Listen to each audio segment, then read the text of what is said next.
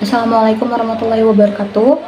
Nama saya Kirana Ramadanti, NIM 026, izin menyampaikan materi mengenai makosid syariah. Sebelumnya, penting bagi kita semua untuk memahami arti dari makosid itu sendiri. Makosid sendiri memiliki tujuan yang tentu berlandaskan Islam atau syariah. Dengan beberapa tujuan. Yang pertama ada distribusi atau putaran properti secara berkelanjutan. Di sini syariahnya fokus terhadap keadilan dan juga pemanfaatan untuk manusia. Oleh demikian, di mana ajaran syariah itu mementingkan pencapaian tujuan, sehingga sebagian besar masyarakat dapat terlibat dalam aktivitas keuangan dan mencegah hal itu harta terkumpul pada sebagian manusia saja. Hal ini akan menyebabkan kemakmuran yang secara komprehensif dan harus diproduksi serta kekayaan harus disebarkan secara adil dalam masyarakat.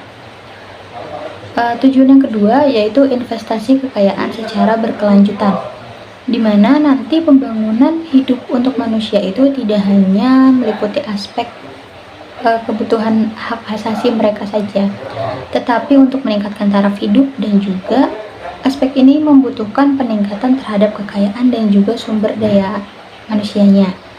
Oleh sebab itu, harta yang ada harus diinvestasikan sehingga keuntungan dapat dihasilkan dan berbagai proyek akan meningkatkan kehidupan manusia yang dapat diluncurkan. Dapat dikatakan bahwa makosid syariah itu merupakan jantung dalam usul fikih. Karena itu, makosid syariah menduduki posisi yang sangat penting untuk terutama dalam merumuskan tentang ekonomi syariah. Makosid syariah ini juga tidak hanya diperlukan untuk kebijakan makro saja, seperti moneter, fiskal, atau public finance, tetapi juga untuk menciptakan produk-produk dan perbankan serta keuangan syariah, serta teori-teori ekonomi yang lain. Makosid syariah ini juga diperlukan dalam membuat regulasi perbankan dan juga lembaga keuangan syariah. Secara umum, hakikat atau tujuan awal dari pemberlakuan syariat adalah untuk mewujudkan kemaslahatan manusia. Hal ini sebagaimana dikatakan oleh Al-Ghazali bahwa kemaslahatan itu dapat diwujudkan apabila 5 unsur tujuan dapat diwujudkan dan juga dapat terpelihara, yaitu seperti agama, jiwa, akal, turunan, dan juga harta. Dalam hal ini, usaha untuk mewujudkan dan memelihara 5 unsur pokok tersebut, Al-Syatibi itu membagi kepada 3 tingkat makosid atau tujuan syariah. Yang pertama ada makosid al-daruriyat, kedua makosid al-hajiyat, dan yang ketiga makosid al-tahsiniyat. Maksud dari makosid al-daruriyat itu dimaksudkan untuk memelihara kehidupan manusia, contohnya untuk menyelamatkan harta, dan hal ini juga Islam mensyariatkan hukum-hukum muamalah sekaligus melarang langkah-langkah yang merusak akidah seperti contohnya pencurian dan juga perampokan. Kemudian yang kedua, makosid al-hajiyat.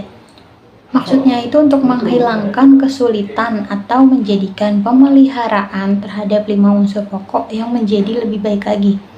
Misalnya untuk menyelamatkan jiwa, yang dimana di sini sebagai tujuan sekunder melalui makan dan dibutuhkan peralatan makan seperti contohnya kompor.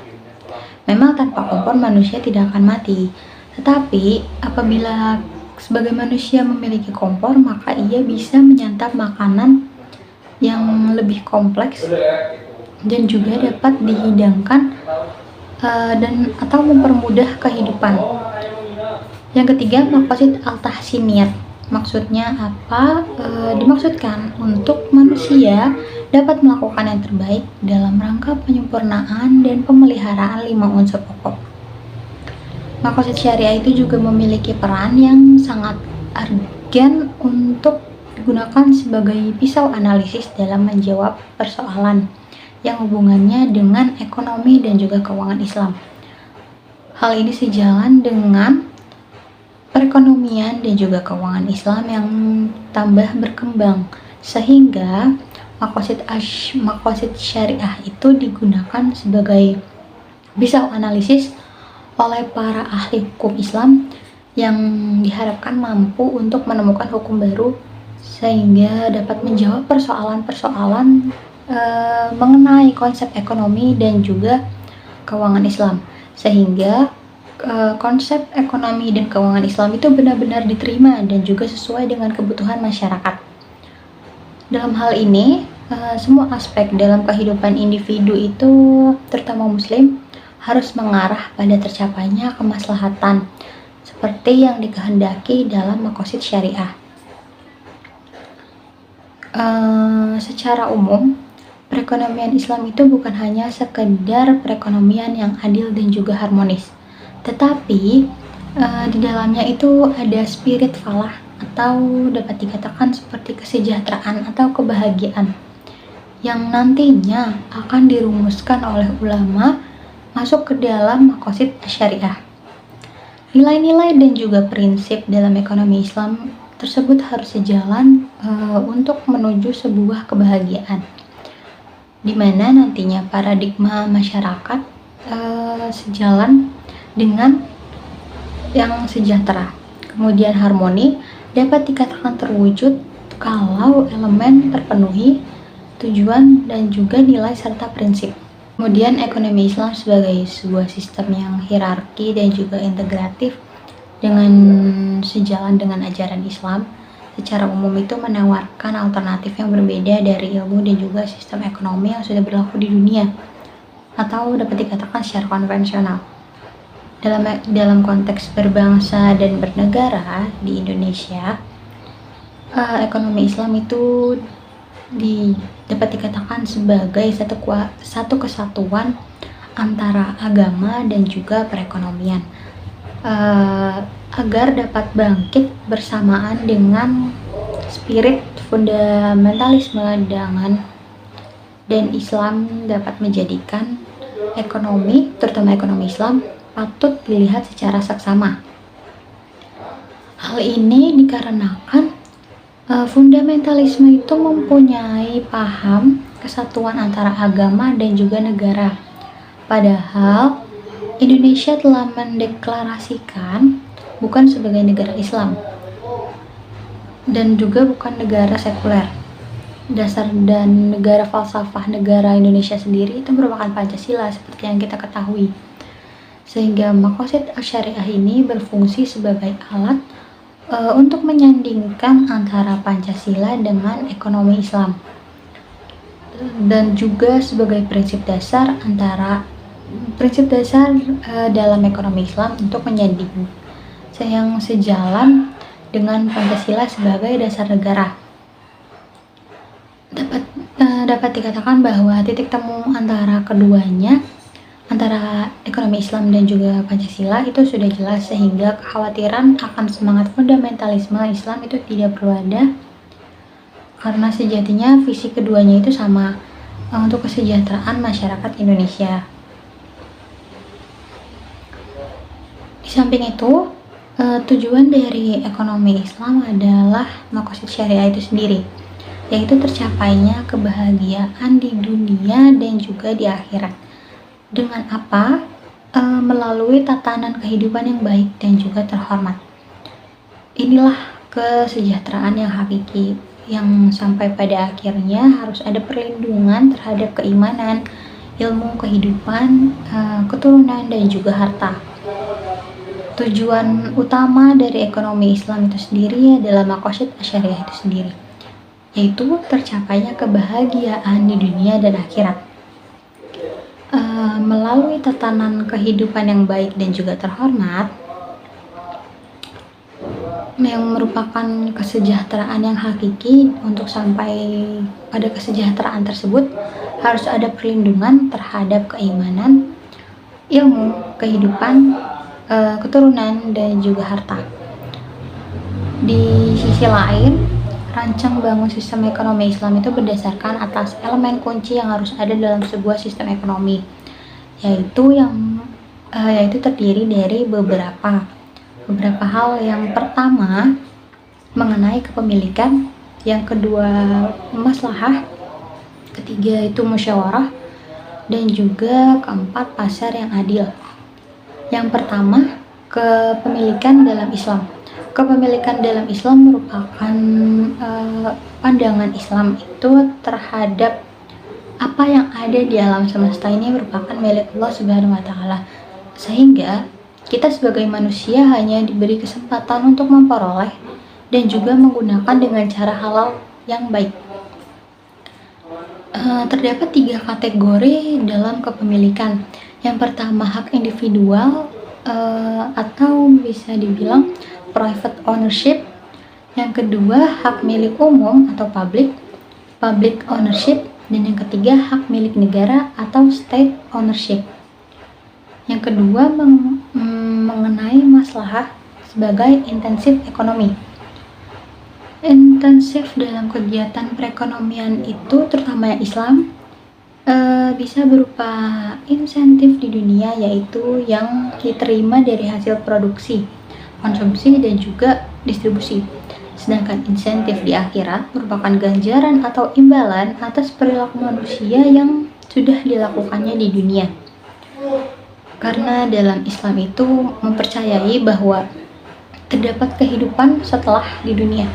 Maka jika manusia mengkonsumsi hal-hal yang baik dan juga halal, bisa mendapat kepuasan, itu juga dapat mendapatkan kepuasan di akhirat nanti, terutama mendapatkan pahala. Yang ketiga yaitu musyawarah sebagai prinsip pengambilan keputusan. Mengenai prinsip pengambilan keputusan dalam ekonomi Islam berdasarkan pada mekanisme pasar, tetapi tetap memandang nilai kebenaran di dalamnya. Musyawarah itu sendiri didapatkan atas dasar kesepakatan yang tujuannya untuk kemaslahatan, di mana kemaslahatan ini nanti merupakan pengambilan keputusan yang sesuai dengan ajaran Islam.